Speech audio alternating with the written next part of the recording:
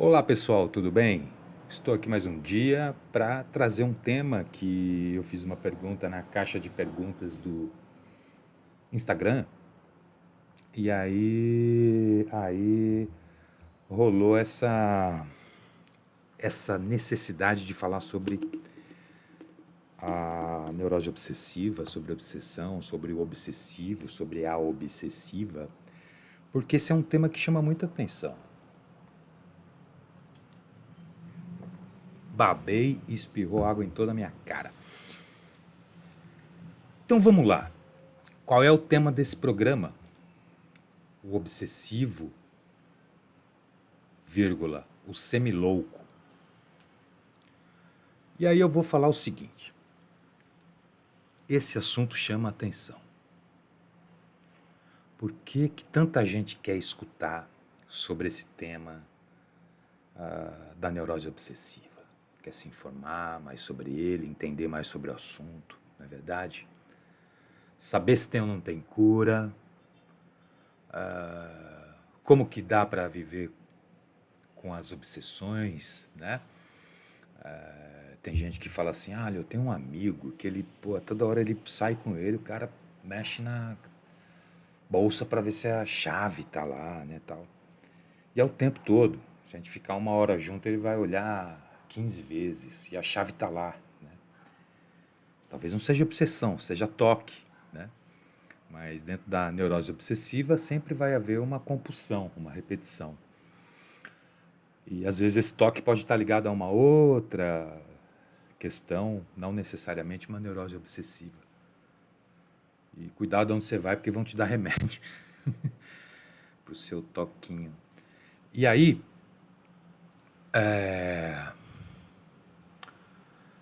a gente pode pensar no seguinte, né? O que que eu vou fazer em relação a esse programa? Porque a minha ideia foi trazer um programa diferente. Eu já fiz alguns programas sobre esse tema, já fiz o meu trabalho de conclusão do curso da pós-graduação em psicanálise com o tema neurose obsessiva. E aí eu falei, pô, já falei pra caramba sobre isso, então eu vou fazer um resumão dessa história toda, jogar tudo aqui e as pessoas vão compreendendo um pouco mais, né? O Freud foi o cara que inventou a neurose obsessiva. Né? Inventou, deu o nome, encontrou os sintomas, a personalidade do obsessivo, né? Trabalhou a cura, atendeu várias pessoas com esse sintoma e tal. Então ele começa em 1893, nas conferências, né, que ele sempre levava as pesquisas dele, ele levou um artigo sobre as neuropsicoses de defesa em 1894, e aí ele termina em 1926 com inibições, sintomas e ansiedade. Então, durante todo esse período, ele fala diversas vezes sobre a neurose obsessiva e a gente vai ver aqui. Ele nomeia, né, a Zwangsneurose, neurose das obsessões, que vem a ser a neurose obsessiva. Nessa época aí, 1800 e pouco, 1900 e pouco, né? Os médicos, eles consideravam realmente pessoas com esse traço de semilouco, porque para eles era o seguinte, esses caras estavam entre a neurose e a loucura, né? E era difícil tratar essas pessoas. Até hoje você tem muito psicanalista que não tem facilidade para lidar com neurótico obsessivo, entendeu? Porque o neurótico obsessivo não é fácil. Ele abandona a análise, ele pergunta, ele quer colocar o analista, às vezes, numa saia justa e assim por diante, né? E eu até gosto desse termo, semilouco, viu? Talvez eu adote ele para mim.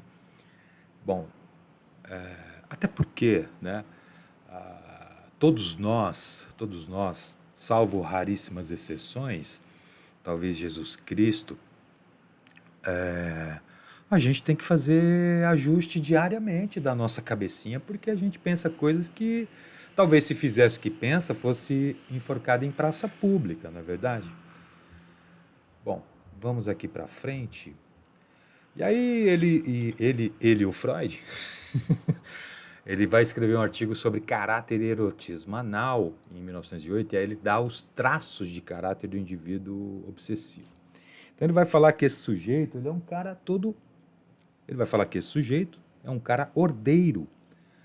Aquele mano que... Ou a mana que organiza as gavetas, bota as meias cor por cor, par por par. Tá entendendo? Tamanho por tamanho, estação por estação, calça com calça, as cores escura para clara. O cara tem um esmero diante do cumprimento das atividades dele no dia a dia. E aí, existe o oposto de tudo isso, né? O oposto do ordeiro, né, é o cara que já vai ser descuidado, desordenado, que não acha o pé da meia, que joga roupa suja em qualquer lugar e assim por diante. Esses traços também, né, além de ordeiro, ele também é um sujeito que tem muita cautela, muita precaução, muita ponderação, né? Ele tem o hábito de economizar, de poupar, de usar com parcimônia a sua grana, cara, os seus bens, o seu patrimônio, a sua energia, né? Mas o oposto, né? Gasta demais, esbanja. O cara, gente boa que sai pagando, fazendo festa, churrasco, leva, vamos passear, galera. E assim por diante. Né? E aí você tem o ordeiro, o parcimonioso e o obstinado. Né? Esses são traços de caráter do indivíduo obsessivo. Aquele cara que até a família fala, esse cara nasceu para isso, ele é obstinado, esse cara aí vai dar certo nisso. Quando ele pega para fazer, ele faz, ele vai até o final e não sei o quê. E o oposto, quando o sujeito está ali atuando sobre os sintomas, né, nefastos de uma neurose obsessiva, ele vai ser rebelde, ele vai ser um indivíduo muito ligado à cólera, aos impulsos vingativos e assim por diante. Né? E aí lá para o 5º ano de idade desse cidadão, no período de latência sexual, vão surgir algumas outras formações como vergonha, repugnância, moralidade, né? Atos de limpeza excessiva e assim por diante. E o Freud também fala, eu dei o habitual tapa no microfone. Freud também vai falar como que esse sujeito, o obsessivo, ele atua no cotidiano, ou pensa em atuar, né? Ele fala da complexidade da neurose obsessiva, que ela é diferente de qualquer uma outra. Ela carrega traços de histeria, de fobia, de perversão, de delírio. E o Freud escutou algumas coisas na clínica, e eu também compartilho de alguma delas, né? Coisas do tipo, paciente que vem se queixa de que está sofrendo há muito tempo com pensamentos obsessivos e não consegue dormir, não trabalha direito, se dá para ajudar, né, ele a perder a eliminar esses pensamentos negativos. Você tem pessoas que têm medo de que algo aconteça no trabalho, em casa, com filhos, com o marido, com os pais. Eu tenho medo de que alguma coisa possa acontecer. Impulsos compulsivos, né, que a pessoa às vezes tem, de impulso violento de se matar, de proibir determinada parada que surge na cabeça, às vezes você tem algumas proibições. Gente que perdeu anos de vida lutando contra alguma ideia, né, que já buscou soluções em vários outros lugares. O Freud tinha um paciente assim. Ele tinha, inclusive, um paciente que chegou a falar para ele que a vida sexual dele foi obstruída na infância e a masturbação ajudou nesse período da juventude. E a primeira relação dele foi com mais de 25 anos de idade. Ele falou assim para o Freud: minha vida sexual começou muito cedo. A governanta da família pedia para entrar embaixo da saia dela e tocar nas suas partes íntimas. E isso chocou como algo extravagante. Ele tomava banho com ela e a irmã. Então imagine uma criança de 5 anos de idade, né, sei lá, passando por uma cena dessa. Eu já passei, talvez não assim, né? Exatamente como essa, mas quando criança, cenas desse tipo. Dá medo, dá vergonha, você fica assustado, o coração bate, parece que vai sair pela boca, você não sabe o que faz, você tem medo de falar pro pai, pra mãe, pra irmã, pro amigo, você dorme com aquilo, acorda com aquilo na cabeça e é um negócio terrível, é aterrorizante, né? Então vamos aqui um pouquinho mais para frente nas anotações, porque acho que é legal a gente ter assim ideias do que compõe o indivíduo obsessivo, porque é a partir daí dessas informações você vai falando, caramba, então quer dizer que eu tenho esses traços de caráter, sou um cara organizado e tal, mas pô, eu tô ferrando tudo aqui, caramba, tudo desorganizado pra caramba, então resgata, né, cara, esse lado bom da neurose obsessiva, não fica só dentro do lado do oposto.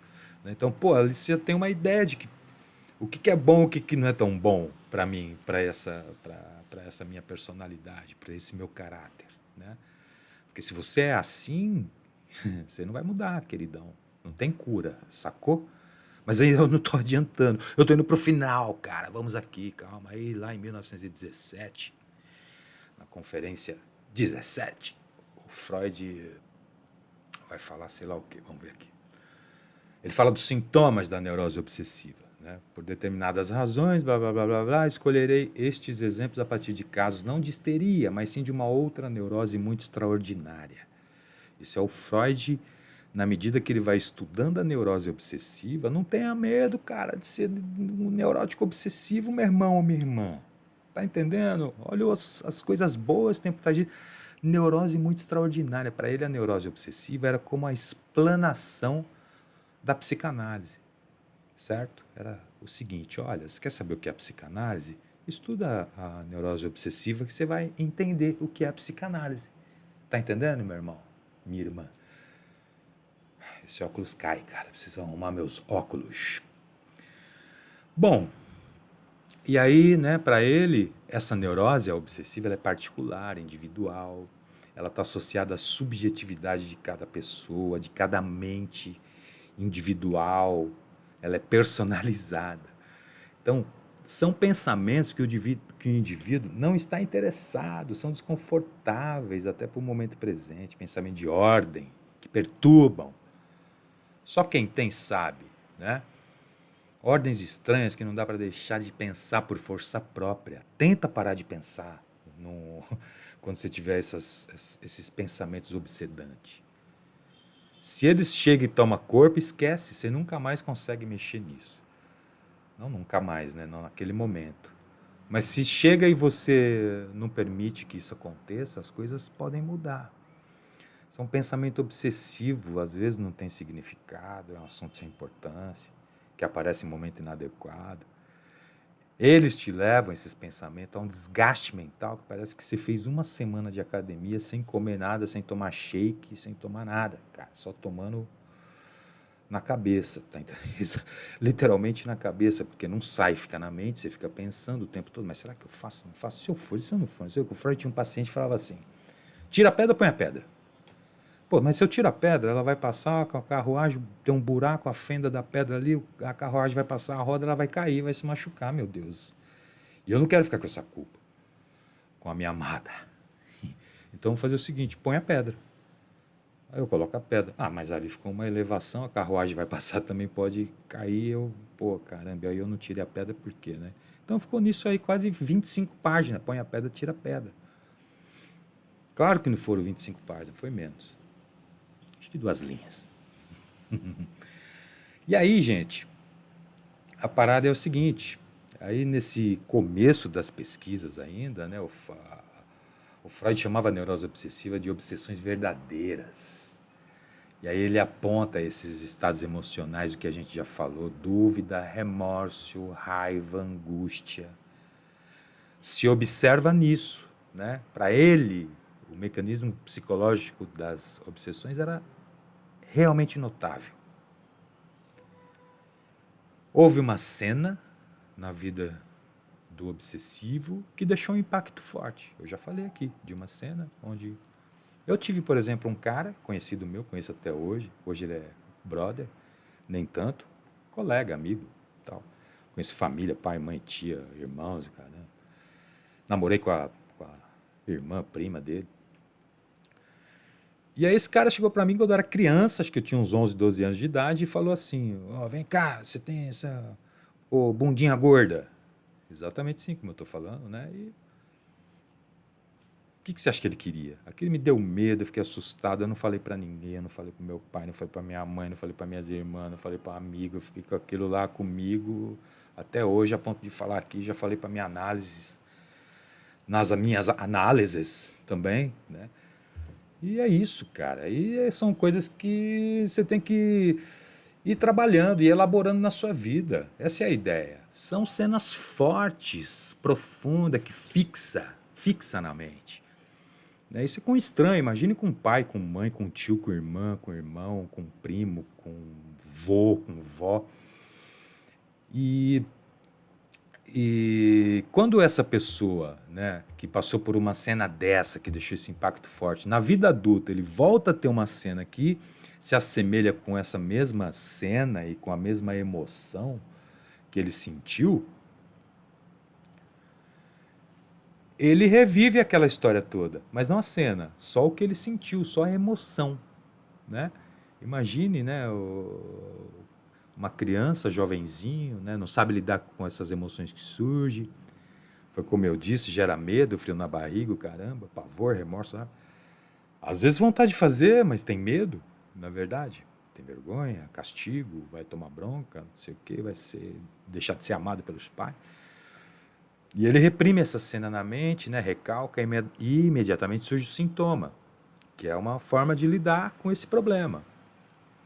Aí vem a loucura da dúvida, temores. Aí, por exemplo, algumas pessoas vão contar degrau, contar escada, contar carro da marca da Volkswagen, do outro da Fiat, o outro do Fusca Fafá, o outro do Fusca Azul. Quem nunca? Na verdade? Então a gente faz esse tipo de coisa. Carro vermelho, e assim por diante. Carro importado, na minha época, achar um carro importado era a coisa mais difícil para você contar. Hoje em dia é mais difícil contar Fusca e Kombi. Você nem sei se sabem o que é isso. Quem estiver escutando, pesquisa na internet, você acha. Os dois são da Volkswagen, né? Então, ou seja, nós somos todos nós somos obsessivos, será? Né? Talvez, uma grande parcela da população pode ser. Talvez essa seja a neurose, né? Essa seja a neurose talvez mais comum nas clínicas, né? E aí o Brasil passou por isso recentemente na eleição, com essa onda de extrema-direita, de a igreja dominar o cenário político, de que só a igreja é o jeito certo de fazer, de que o candidato da igreja é o homem de Deus. Isso tudo, para mim, é neurose obsessiva, né? A religião e a neurose obsessiva têm uma ligação muito próxima. O Freud escreveu sobre isso, não é verdade? E, bom, na verdade eles estavam buscando ali o mito, né? O totem, para representar a loucura individual de cada um, que acabou sendo uma loucura coletiva diante de um mesmo objetivo, que ter um mito, ter o Salvador, né? Não passa de uma punição, não passa de um mesmo esquema da religião. O Freud, ele dizia o seguinte, cara, que ele percebeu que o neurótico obsessivo, eles são indivíduos que correm o perigo de que toda a tensão sexual que é produzida neles, todos os dias, seja transformada em recriminação. Vou repetir, frase do Dr. Sigmund Freud, não é minha. Ele percebeu, né, que os indivíduos neurótico obsessivo correm o perigo de que toda a tensão sexual que é produzida neles todos os dias, porque a tensão sexual é uma energia livre, ela é a libido, seja transformada em recriminação. Então ele corre esse perigo de que essa tensão sexual que é produzida todo dia nele seja transformada numa recriminação, num sentimento de culpa, não é verdade? E aí, vamos entender o que é toda essa tensão sexual. Até porque a libido ela é uma energia sexual. E sexual é só sexo com penetração? Não, não é. Para a psicanálise não é. Para mim também não é. Hoje que eu entendo isso melhor. Talvez no outro momento eu entendesse dessa outra forma.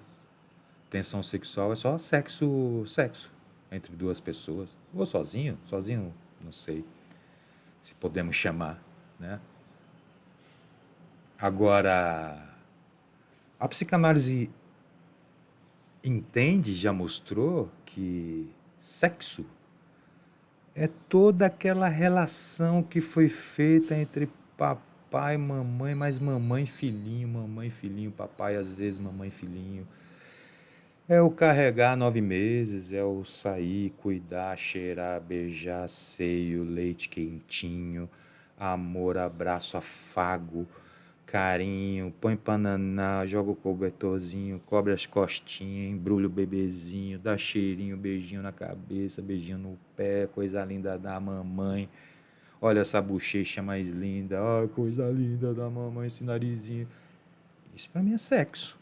Dar banho, pegar no colo, pôr no colo, pegar na mão, para ir passear, para ir para a escola, para andar no parque, para conversar, para perguntar como foi o dia. Não é verdade? Então, no fundo, todo ser humano adulto sente essa falta. É isso que deixa falta, porque nós não transamos com ninguém quando era criança, cara. Não é verdade? E não é sobre isso que estamos falando, né? É claro que existe cenas dessa profundidade, mas não é o que estamos falando nesse momento. O que eu estou dizendo aqui é sobre essa tensão sexual produzida todo dia, que é a vontade de estar com alguém, vontade de... Às vezes a pessoa transforma isso num chocolate, transforma isso numa pizza, transforma isso num bolo, numa feijoada, numa banquete, numa churrascada. Junta um monte de gente, né? E aquilo faz bem. Pô, que legal, tem um monte de gente, cara. Esse final de semana foi a coisa mais gostosa, meus amigos vieram, uau! É bom, é sexo essa porra, cara. Tá entendendo? Jogar futebol. Jogar futebol. Isso que é coisa mais prazerosa que isso, né?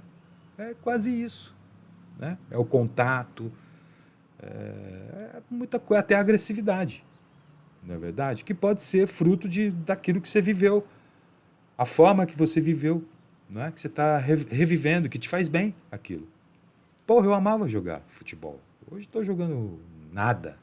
Faz anos que eu não chuto uma bola. Só quando estou passando na praia, a bola procura o craque, aí eu chuto. Caso contrário, não estou jogando. Mas joguei muitos anos e era um bom jogador. Mas isso não vem ao caso. O que vem ao caso é isso. Por que, que a gente quer saber quem é o neurótico obsessivo? É porque a gente é. Né? Porque você é, eu também sou, e a gente vai se lapidando, a gente vai se ajustando, a gente vai transitando ali pela... Né, sabe aquele maluco que anda na corda bamba, não é verdade? Até porque no início já falaram que a gente era semilouco, não é verdade? Esse cara não é nem neurótico e nem louco. O que será que esse maluco é, né? Não sei. Né? Nós somos o que somos. Conseguimos trabalhar, conseguimos andar pela rua, fazer esporte, ter amigo, casar, ter filhos, ser pai, ser mãe, ser empresário, ser psicanalista, ser psiquiatra, ser psicólogo, ser professor. Né? Dá para fazer tudo. Dá para fazer tudo. Você pode ser tudo, você pode ser o que você quiser, mas nem tudo convém às vezes, né? Então essa é a questão. Por que se preocupar? Que às vezes você leva essa vida, né? Ok, porra, eu trabalho direitinho, não sei o que, chego no horário, cumpro todas as tarefas, atendo... Hoje como é que se fala? Entrego. Hoje se fala entrego. Eu entrego todas as minhas atividades, sei lá se é atividade que fala, mudou o nome de tudo. É tudo americano, cara. É tudo americanizado, né? Então esse é outro problema. E aí, qual o problema? Na verdade, qual o problema? Quando você entende, né, o que se passa, como lidar melhor com isso, sei lá, como... Acho que uma análise, ela é perfeita para isso. Né? Para encerrar esse programa, eu espero ter ajudado, mas uma análise ela é perfeita. Ela é perfeita para isso. Não dá nem para falar que isso é ato falho, isso é cansaço mesmo. Por quê? Porque ali você vai falar, você vai lembrar, você vai recordar, você vai repetir, você vai elaborar, você vai ser provocado pelo seu analista, você vai reviver cenas, você vai... Então isso é uma maneira de você trabalhar melhor todas essas questões, de se entender melhor, de se compreender, né? De parar de jogar expectativa na mãe, no pai, no irmão, na família, no emprego, no chefe, no namorado, na namorada. A parada é você com você mesmo. Não existe ninguém. É claro que existe todo mundo, mas a vida é sua. Né? Você deixa, às vezes, de fazer determinadas coisas que poderia ter feito há muito tempo e não faz porque, mas se eu fizer, não sei quem pode falar, porque eu fiz não sei o quê, porque... É um problema que se impede de viver. O que a gente escuta, na verdade, na análise, as pessoas, estou cansado. Está cansado do quê, meu irmão? Porra, tô cansado. Você começa a fuçar, fuçar, fuçar. Tem um monte de coisa mal ajustada. Às vezes é uma relação, às vezes é a forma que está conduzindo a vida, às vezes é o tempo que não está bem ajustado, não está sabendo lidar. Às vezes é muita ideia e pouca ação, às vezes é muita ação e pouco pensamento, pouca organização. Né? Então, a análise, ela te dá essa possibilidade de parar e alguém de fora, né, vai falar assim, meu irmão, você está vendo o que você está fazendo aqui? Você está se escutando, você está se vendo, você está vendo o que você está fazendo, você está vendo o tempo que você está investindo em coisas que não vão te trazer nada. Né? Então, são essas coisas, é para isso que serve uma análise. Então, espero que esse programa sobre o obsessivo tenha trazido um pouco mais de alívio, não é verdade? Não há problema nenhum em ser isso, aquilo, né? Não há problema. Isso é um traço de... Traço não, né, cara? Isso é um perfil que é adotado... Hoje nem se usa mais esse tipo de coisa, mas é legal saber, né? É legal saber qual é a minha personalidade, o meu caráter, ele está ligado a quê, não é verdade? E aí, a partir daí, você se organiza melhor, você se ajusta, você se adequa. Você compreende que tudo que aconteceu, aconteceu porque era um outro momento onde você não tinha a menor possibilidade de lidar. Então, hoje, dá para reelaborar, dá para colocar essa energia colocada nisso, que está nisso, ela voltar para você ou encontrar uma outra forma de trazer significado para a vida, de fazer você viver e não ficar estacionado diante de uma questão que é solucionável. Né? O problema não é ser obsessivo, não é ser um neurótico obsessivo, uma neurótica obsessiva e sentar em cima disso e achar que é doente e não pode fazer nada. Muito pelo contrário. Né? Muito pelo contrário. Então, para e pensa, escuta o programa de novo, né? Tenta repensar, tenta falar, puta, mas eu tenho... Pô, o cara falou lá que o cara é econômico, é ordeiro, organizado. Eu sou uma bagunça, eu gasto até o que não tenho. Então, para e pensa. Né? Será que o caminho é esse? Será que é para fazer o pior da neurose obsessiva, o lado nefasto? Né? Não tem problema nenhum. Se esse é o teu desejo, vai em frente. Mas não é isso que está falando o programa. Obrigado. Um abraço, obrigado. Gosto muito de fazer o programa. E eu estou, olha, cara, vou prometer mais uma vez. Eu estou me cobrando, anotando em agenda, para que eu faça um programa semanal, porque eu gosto muito de fazer programa. Eu quero fazer um programa semanal. Talvez eu mude até o nome do programa. Se tiver sugestão, por favor, me manda. De tema, de nome. E eu agradeço mais uma vez quem puder curtir, compartilhar, seguir, indicar, me perguntar coisas, indicar tema, o nome do programa e até para análise também, fica à disposição, certo? Meu site é getropsicanalista.com. E aí é isso. Até mais. Um beijo, um abraço, muito obrigado e saudações!